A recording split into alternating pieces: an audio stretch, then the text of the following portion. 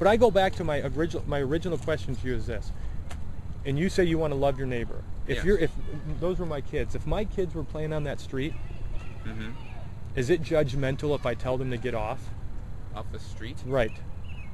You mean right here? Or this? Yeah, bikes are coming. It's a very dangerous place to play.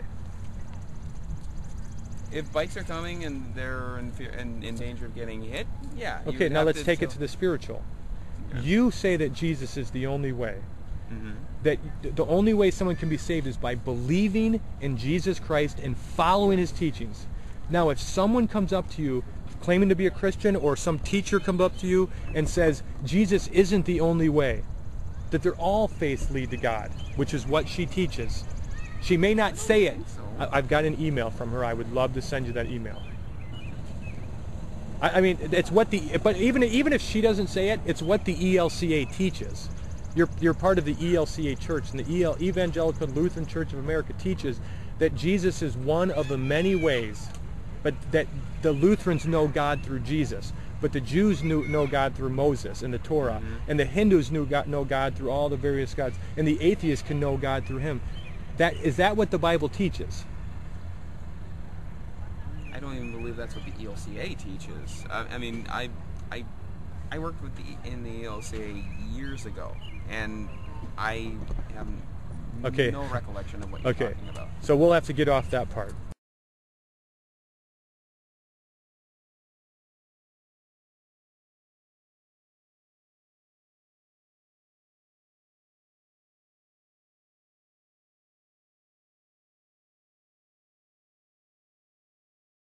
Let's go do a common ELCA thing, which a common ELCA thing is Jesus isn't the only way. I wouldn't be standing out here if I hadn't researched it. That would be really stupid of me to stand out here. But let's go to a common thing that the ELCA church does teach. I've heard sermons where the theme is that Jesus is the way, the truth, and the life, and all. But what does that? Know the Father through him. I've never. But what does that mean to her? Because she does not believe that. She does not believe. If you were to sit down with her one-on-one and ask her, is Jesus the only way to get to heaven? She would say, for me, or because she wouldn't give me her answer, I have to go based on what her response was to me and what ELCA people I've talked to in the past, pastors, what they say is, Jesus is the way for me. I know God through Jesus, but you can know God through other ways. That you don't believe in Jesus then, because you don't believe what Jesus taught. Okay, but let's go to a more, maybe this should be more clear on what the ELCA church teaches. The ELCA church teaches that homosexuality is okay. That you can be a homosexual, stay in your homosexuality, marry your homosexual partner, and you will end up in heaven. We'll tack this on. And if you believe in Jesus. So basically you can be a homosexual Christian. Do you believe that? You know that's what the ELCA church teaches. I do know that the ELCA teaches that. Well, I remember when the ELCA was actually struggling with the question of homosexuality. I was actually, in the ELCA as a missionary at that time, and it was this real thing that they struggled with. Do you hate the sin, not the sinner? What does that mean? Well, let me ask you this. Hate the sin, not the sinner. Okay, so is homosexuality right or wrong? I don't know why people are struggling with that. The scriptures are very clear. Very, very clear. Okay, tell you what, next week. I won't be here next week, but I've got email. You have an email address on... Right here, on the bottom. I have one of them. On the very bottom. Okay. Gmail. But I won't be here probably for the next couple of weeks. But even if I never come back here again, I'd love to go out and sit down and talk to you, or just talk through email and discuss these things. Because you're right. A lot of times it's like, well, this is what they said, this is what they teach.